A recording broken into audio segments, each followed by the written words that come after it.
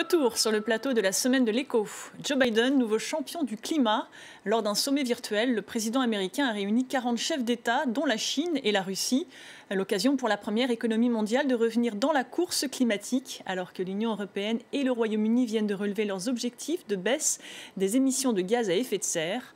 Au-delà des annonces, qu'attendre de la nouvelle politique américaine? La crise sanitaire accélère-t-elle la transition écologique? On en parle avec mes invités.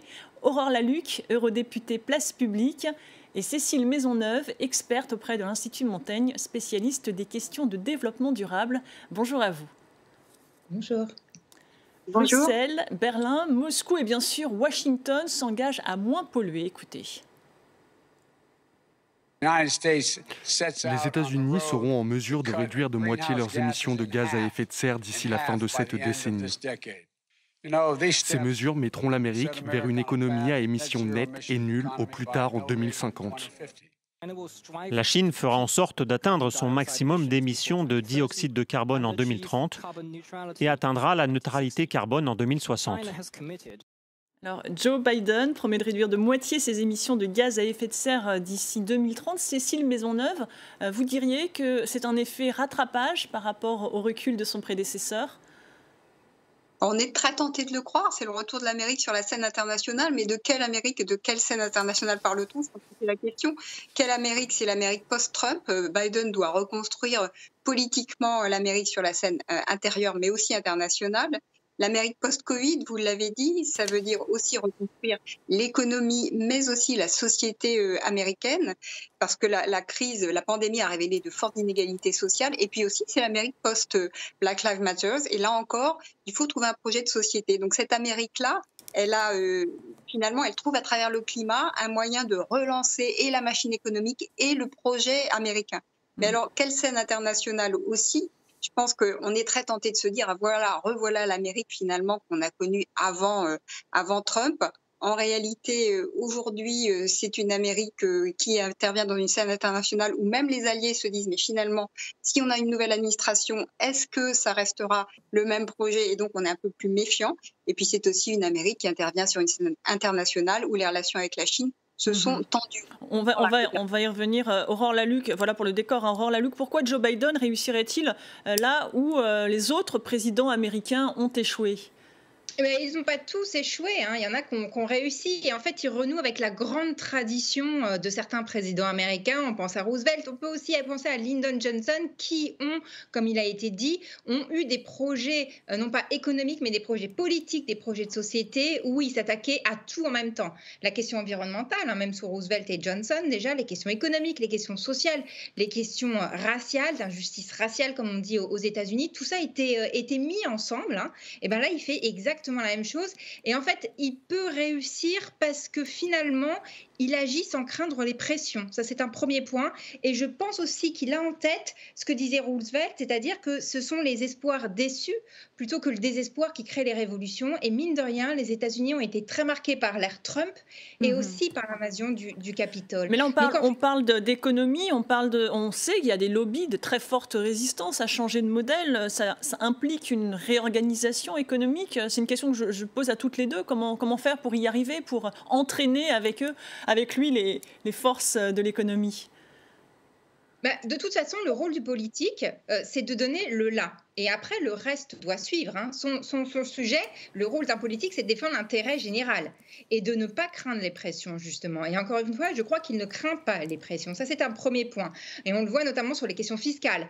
Après, ça reste le président d'un pays avec des entreprises sur son sol. Il est tout à fait probable que, notamment dans certaines réformes fiscales, il y ait des arrangements pour protéger certains types d'entreprises. Ça, évidemment. Néanmoins, ce qu'il est en train de faire, s'il continue sur cette voie, hein, quand on voit la fiscalité au niveau mondial, mais aussi la fiscalité sur le sol intérieur et aussi, par exemple, sur la taxation de la plus-value qu'il a décidé de quasiment doubler. S'il continue comme ça, on est peut-être en train d'assister, du moins c'est ce que j'espère, à une contre-révolution néolibérale. Hein. Vous savez, dans les années 70, 80, tout d'un coup, tout a changé avec l'arrivée de Reagan et de Thatcher au pouvoir, alors qu'on était dans une ère très keynésienne. Tout a changé d'un coup. Là, on se demande si c'est pas ça qui est en train de se passer finalement, parce que nous, au niveau européen, ce qu'il est en train de faire, Biden, ça a un impact incroyable, notamment sur les questions fiscales. Ça relance tout. Cécile Maisonneuve, vous êtes d'accord sur notamment l'impôt sur les sociétés, hein, qu'il souhaite prévoir un minimum mondial? En quoi ça peut faire changer la donne? Je pense que ce qui fait d'abord changer la donne, c'est les 3 plans, parce qu'il en a lancé 3 que Biden a lancé. Il y a d'abord le plan de relance, qui est une manière de remettre l'économie à flot après les effets Covid. Il y a le plan qu'on a appelé en Europe le plan infrastructure, qui est son plan qui vise à injecter de l'argent sur les infrastructures et sur la transition énergétique, mais qui s'appelle aux États-Unis, c'est pas neutre, American Job Plan. C'est-à-dire c'est un plan de création d'emplois. Et là, effectivement, on renoue avec une approche très keynésienne. Et puis, il y a une 3e partie du plan qu'il ne faut pas non plus négliger, c'est le plan santé, qui vise là non seulement à des politiques de santé publique, mais surtout d'égalité sociale.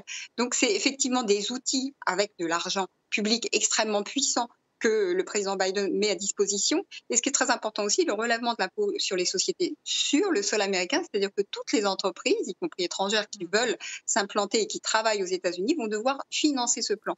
Et ça, c'est intéressant de dire, écoutez, vous allez nous aider. Et en fait, ce levier de l'argent public, il va servir à activer l'argent privé. Et tout ce qui se passe là, en ce moment, du côté de la sphère financière, est absolument majeur en termes d'impact. Je vous vois réagir, Aurore Lalucq. J'en profite pour faire le parallèle avec l'Europe, hein, qui, elle, donc, promet de passer de 40 à 55% de réduction de gaz à effet de serre d'ici 2030. Et pour y parvenir, notamment, l'Union européenne souhaite étendre le prix du carbone au-delà des secteurs de l'énergie et de l'industrie. Est-ce que c'est la bonne méthode, selon vous ?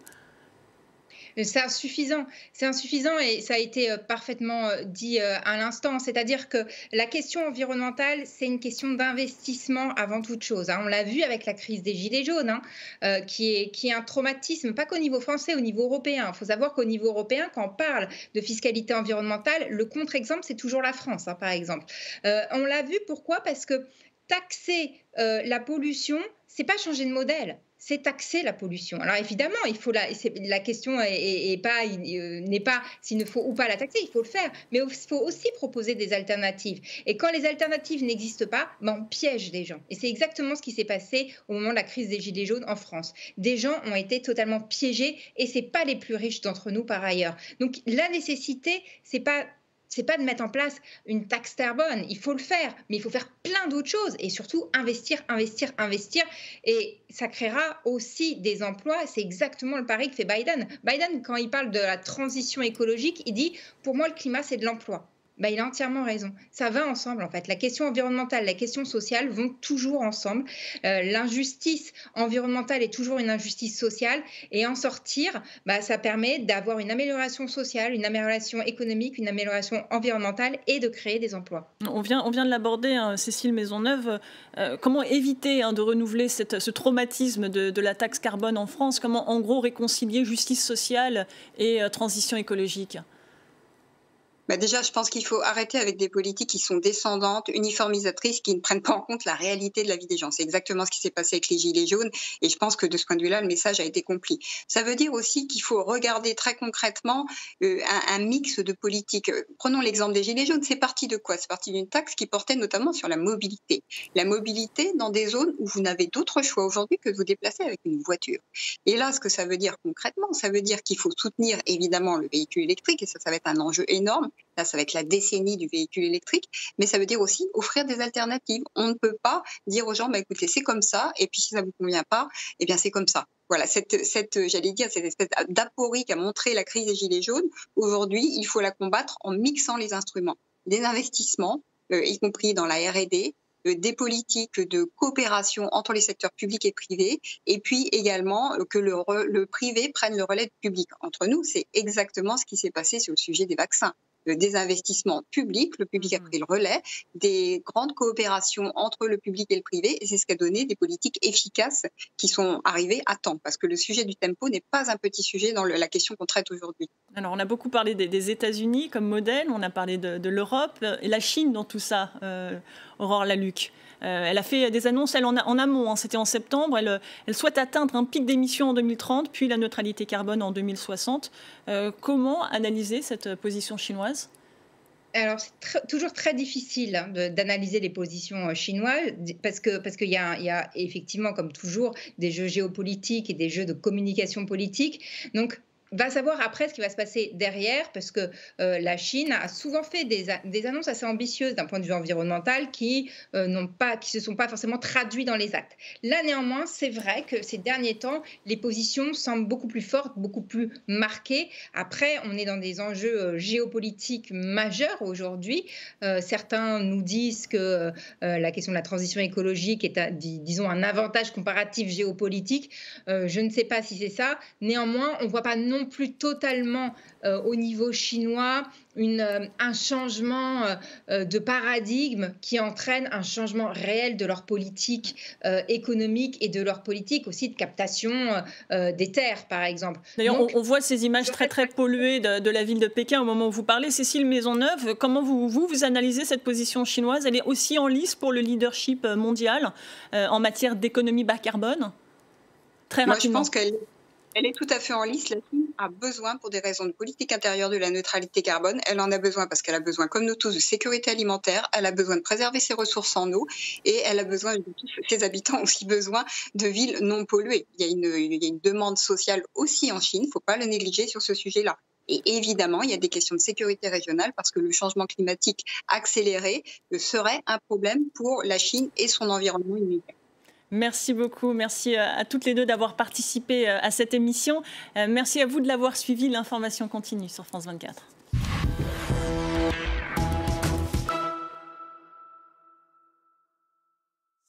C'était votre programme. Avec Actimel, la petite bouteille riche en vitamine D. Bienvenue à Rio de Janeiro, je suis Fanny Leterre, la correspondante de France 24.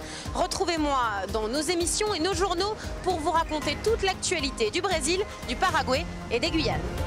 Fanny Leterre, l'une des 160 correspondants de France 24 dans le monde. 2 ans après l'incendie qui a ravagé la Vieille Dame, le site, vous pouvez le voir, reste un vaste chantier. Mais alors que la phase de sécurisation devrait s'achever d'ici à l'été 2021, le plus gros reste à faire. Billets Retour vous invite dans les coulisses du chantier de Notre-Dame de Paris, aux côtés des hommes et des femmes qui tentent de sauver cet édifice meurtri par le feu. Billets Retour à Notre-Dame sur France 24 et France24.com.